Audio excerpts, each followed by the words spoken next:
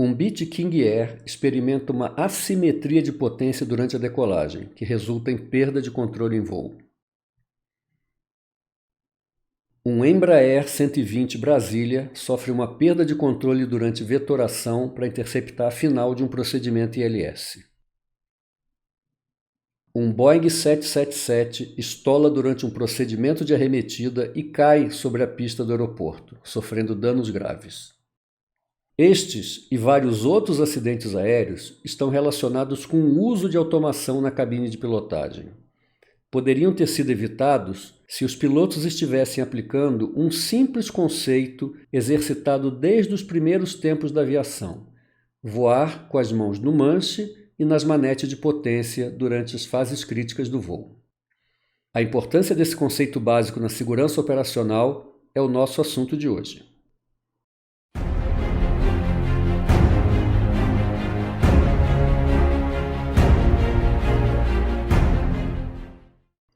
Na aviação moderna, é cada vez maior o uso de dispositivos automatizados na cabine de pilotagem, com o intuito de aumentar a eficiência e a segurança. Esses dispositivos tornam o voo mais preciso, mais econômico e protegem os aviões contra vários erros de operação. Embora traga muitas vantagens, a automação de cabine também tem o potencial de causar incidentes e até mesmo acidentes se não for bem compreendida ou se for mal utilizada. Uma das consequências do uso intenso da automação é a degradação das habilidades de voo manual dos pilotos, resultando em acidentes por falhas básicas na pilotagem de aeronaves. Quais os níveis de automação que temos hoje na aviação? No começo da história da aviação e atualmente nos aviões mais simples, o piloto atua diretamente nos controles de voo, com as mãos no manche e nas manetes de potência dos motores, provocando uma resposta na aeronave. Essa conexão física com os controles de voo traz como resultado para o piloto uma percepção de todas as reações aerodinâmicas que o avião experimenta. Fica fácil perceber se o avião está descompensado em arfagem, ou com uma asa mais pesada, ou com assimetria de tração, no caso de multimotores.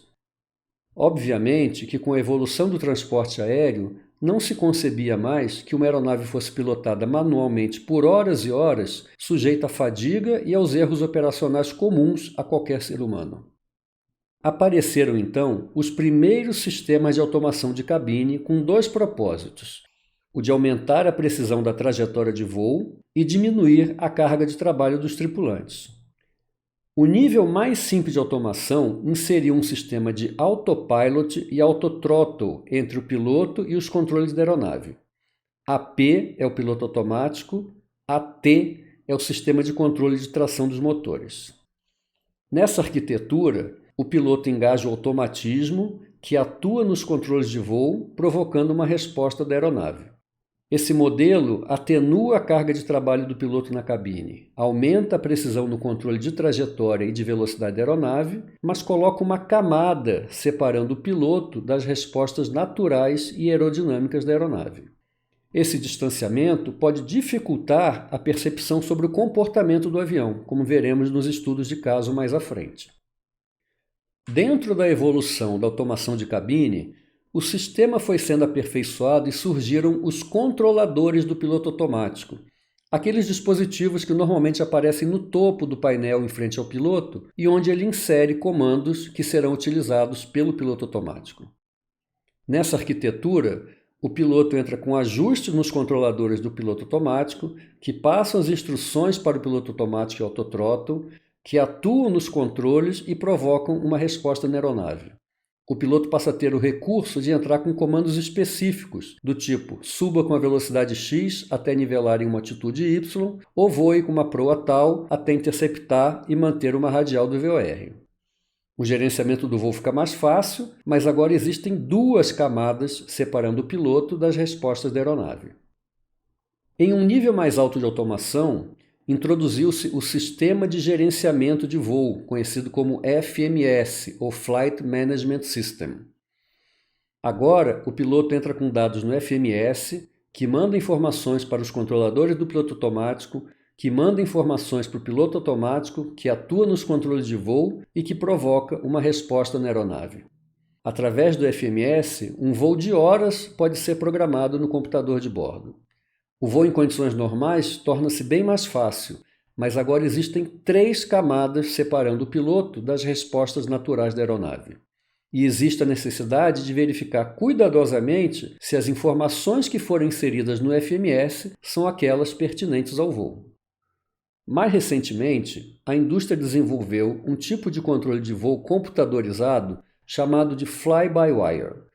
Nesse sistema, o piloto atua através de um manche eletrônico que envia sinais para um computador que interpreta as solicitações do piloto e manda comando para as superfícies de controle, provocando uma resposta na aeronave.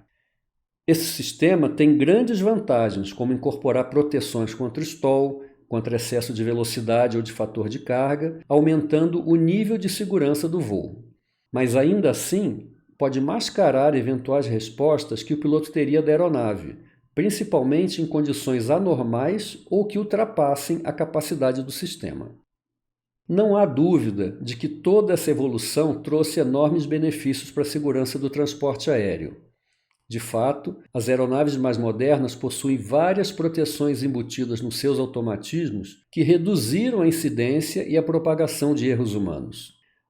Mas toda nova alteração em qualquer sistema que estava em equilíbrio acaba provocando a ocorrência de novos erros e consequências imprevistas. Uma delas é a enorme dependência dos pilotos nos sistemas automatizados de cabine. Uma dependência tão grande que estão perdendo suas habilidades de voo e esquecendo conceitos simples aprendidos nos tempos da sua formação básica. Vamos conhecer alguns problemas que podem ocorrer apenas naquele primeiro nível de automação, onde a arquitetura conta somente com o autopilot e o autothrottle. Vamos comentar alguns casos relacionados com o nosso tema, mas é importante lembrar que os eventos relatados têm vários outros fatores contribuintes além do que vamos abordar aqui. Estaremos pensando apenas o aspecto relacionado com o nosso assunto do monitoramento sobre automação. Em fevereiro de 1985, um Boeing 747SP estava voando em rota da China para os Estados Unidos sobre o Oceano Pacífico. Durante o voo de cruzeiro, no FL 410, houve apagamento do motor número 4, que fica localizado na extremidade direita da asa direita. O comandante solicitou que o engenheiro de voo tentasse a partida. Nesse meio tempo, enquanto o avião perdia velocidade pela falta de tração do motor número 4, o piloto automático, que não possuía ação sobre o leme direcional, começou a defletir o manche para a esquerda para tentar corrigir a assimetria de tração, até atingir o limite de deflexão do comando de aileron. A aeronave começou a rolar para a direita, mesmo com o piloto automático mantendo a máxima deflexão de ailerons para a esquerda. No momento em que o comandante desconectou o piloto automático, o avião rolou 60 graus à direita, com o nariz para baixo. Enquanto a aeronave descia em condição por instrumentos, os tripulantes se desorientaram, o avião perdeu mais de 30 mil pés de altitude, sofrendo fator de carga de 5G, o dobro do limite estrutural para esse tipo de avião, até a recuperação que ocorreu a 9.600 pés de altitude. Durante os procedimentos após apagamento do motor, com a resultante assimetria de tração, o piloto automático estava defletindo o manche e dando indicações que estava no limite de controle de rolamento. Mas sem as mãos no manche, o piloto não percebeu a situação. A comissão de investigação concluiu que o comandante confiou demasiadamente no piloto automático e que isso foi fator contribuinte, uma vez que o piloto automático estava mascarando a potencial perda de controle que estava por acontecer. No final, a aeronave pousou em emergência nos Estados Unidos, tendo sofrido vários danos estruturais. Mas já houve consequência pior para esse mascaramento produzido pelo piloto automático. Em janeiro de 1997, um Embraer 120 Brasília estava sendo vetorado para interceptar a aproximação final ILS para pouso no aeroporto de Detroit, nos Estados Unidos, em um dia frio de inverno, com previsão de formação de gelo em voo. Durante a vetoração, o ATC instruiu a aeronave a reduzir a velocidade e curvar à esquerda para interceptar o localizador. Durante essa curva, a aeronave apresentou uma tendência de rolamento à esquerda, supostamente por formação assimétrica de gelo nas asas, e que estava sendo compensada pelo piloto automático, defletindo o manche para a direita. Quando o limite do piloto automático foi atingido, o sistema desconectou, o manche ficou livre e a aeronave rolou violentamente para a esquerda.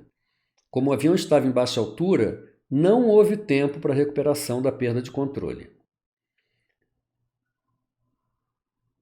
Desde então, alguns fabricantes passaram a recomendar que o voo em condições de formação de gelo ocorresse com o piloto automático desengajado, de modo que o piloto pudesse sentir as reações da aeronave.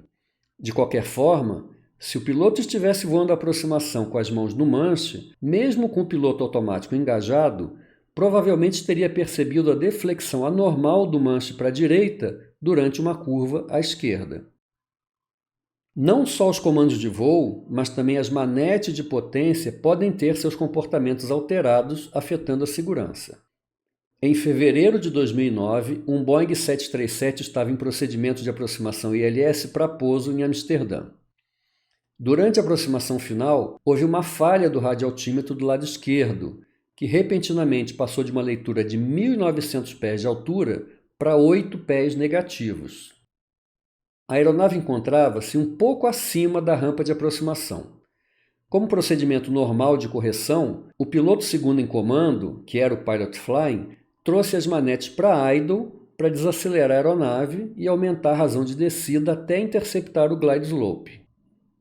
Mas devido à falha do radioaltímetro, o autothrottle, que controla a potência dos motores, entendeu que o avião já estava no arredondamento para o pouso e reverteu para um modo que mantinha as manetes em idle. Em resposta, o piloto avançou as manetes de potência para ajustar a velocidade, mas não manteve a mão nas manetes e o sistema trouxe de volta para a posição idle. As manetes ficaram em idle por mais de 1 minuto e meio, enquanto o Boeing desacelerava até atingir inacreditáveis 83 nós de velocidade. O stick shaker foi ativado, os pilotos reagiram avançando as manetes para a potência máxima, mas não houve altitude suficiente para a resposta ser efetiva. O avião atingiu o solo com elevada razão de descida, resultando em 9 vítimas fatais e causando ferimento em outras 120 pessoas.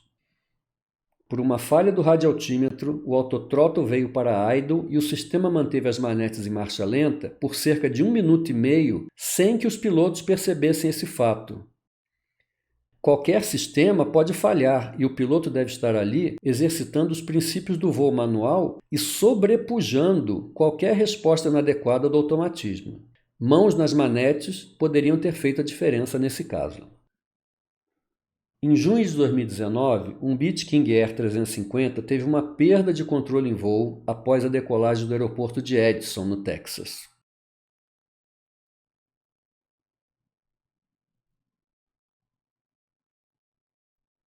A investigação concluiu que houve uma redução não comandada de potência do motor esquerdo durante a decolagem e que o piloto não reagiu adequadamente para controlar a guinada resultante da simetria de potência.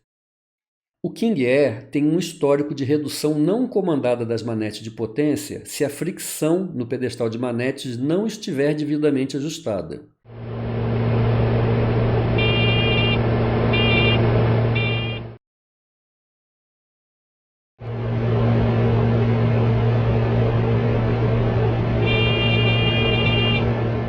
A investigação suspeita que isso tenha acontecido nesse evento.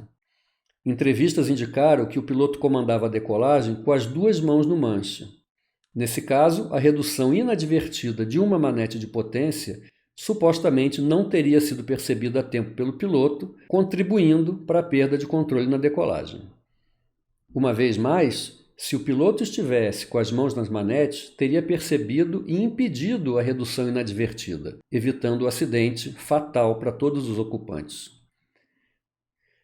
No Brasil, já houve um caso parecido de redução não comandada da manete de um dos motores de um King Air C-90 após a decolagem. E a aeronave fez todo o circuito de tráfego para retorno em emergência, com um dos motores reduzidos, aparentemente sem o piloto perceber o fato. A aeronave acidentou-se na curva base para o pouso, e o único ocupante morreu no acidente. A investigação identificou que um dos motores estava reduzido e que a fricção das manetes estava frouxa. Em 9 de janeiro de 2021, um Boeing 737-500 estava decolando de Jacarta e havia sido autorizado para subir inicialmente até 11 mil pés. O comandante inseriu esse valor na janela de altitude do piloto automático e a aeronave começou o nivelamento. Como o Boeing estava em potência de subida, chegando na altitude de nivelamento, o sistema de autothrottle começou a reduzir os motores para manter a velocidade dentro dos limites. Acontece que esse avião estava com uma pane em uma das manetes, e o sistema conseguiu reduzir apenas a manete do motor esquerdo, deixando o motor direito avançado, em regime de potência de subida. Com o motor esquerdo reduzido e o motor direito avançado, o avião começou a inclinar-se para a esquerda, enquanto o piloto automático tentava compensar, inclinando o manche para a direita. A assimetria de tração continuou aumentando até o desacoplamento do piloto automático. A aeronave rolou abruptamente para a esquerda, o piloto reagiu incorretamente e piorou a situação, girando o manche mais ainda para a esquerda, sem corrigir ou mesmo perceber a assimetria de tração dos motores. A aeronave girou invertida, desceu descontroladamente até colidir com o mar, sem deixar sobreviventes. Nesse tipo de operação, não há exigência que o piloto esteja voando a 11 mil pés de altitude com as mãos nas manetes, mas o procedimento de recuperação de atitude anormal exigiria mãos no manche e nas manetes. Tivesse o piloto feito isso, teria imediatamente percebido a evidente assimetria de posição entre as duas manetes dos motores, aumentando as chances de correção e o sucesso na recuperação. Último caso desse vídeo. Em agosto de 2016, um Boeing 777-300 estava fazendo aproximação para o pouso no aeroporto de Dubai, nos Emirados Árabes Unidos. Havia um aviso de wind shear em vigor. Pouco antes do pouso, ao invés de tocar na área recomendada, que é cerca de 300 metros após a cabeceira, a aeronave flutuou por um longo tempo e acabou tocando no solo 1.100 metros após a cabeceira. O piloto decidiu arremeter, apertou o botão na manete que comanda o avanço para a potência máxima, puxou o manche para a atitude de decolagem e comandou o recolhimento do trem de pouso. Mas as manetes não foram para a potência de decolagem, ao contrário, não saíram de marcha lenta. Agora o avião estava no ar, a baixa altura, baixa velocidade e com os motores reduzidos. Somente 12 segundos depois de iniciada a arremetida, o comandante avançou as manetes para a potência máxima, mas já era tarde demais. O Boeing 777 afundou e atingiu a pista, sofrendo danos graves. Por que as manetes não avançaram para a potência máxima depois que o piloto apertou o botão de arremetida? Não avançaram porque o sistema de controle automático das manetes desarma quando o avião toca o solo, o que efetivamente aconteceu por uns poucos segundos.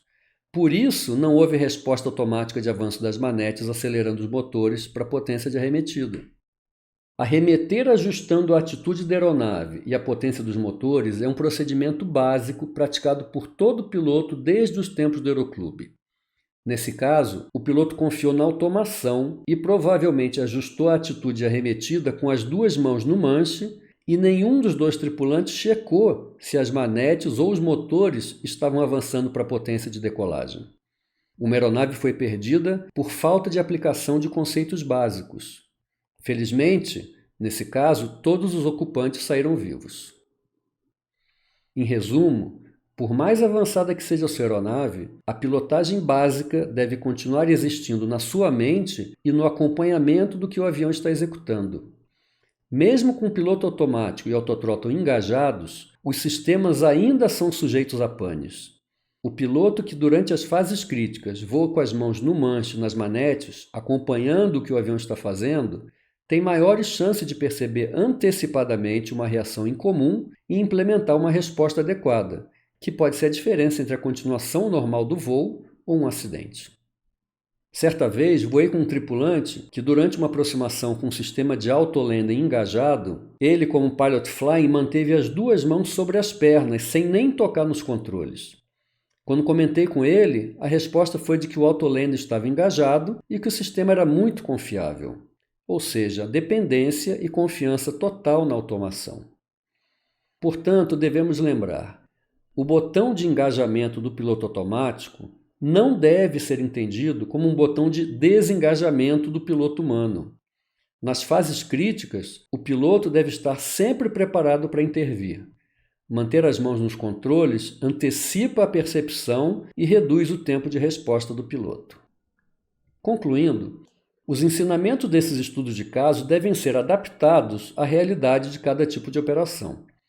Entretanto, é recomendável que os pilotos tenham em mente que nas fases críticas do voo, como decolagem e subida inicial e aproximação e pouso, é importante manter contato físico com os controles de voo e com as manetes de potência dos motores. E mesmo fora daquelas fases críticas de operação normal, quando houver alguma anormalidade durante o voo em que o automatismo esteja ativo, o piloto também deve reverter para o conceito de mãos no manche e nas manetes. Dessa forma, poderá perceber melhor qualquer tipo de resposta que a aeronave esteja tentando lhe comunicar. Portanto, não confie excessivamente no automatismo nas fases críticas. Ele pode falhar a qualquer instante e pegá-lo despreparado. Monitore e acompanhe o que seu avião está executando. Assim, mesmo em segundo plano, você continuará praticando aquilo que te motivou a ingressar na aviação desde o primeiro momento: pilotar. Muito obrigado e bons voos!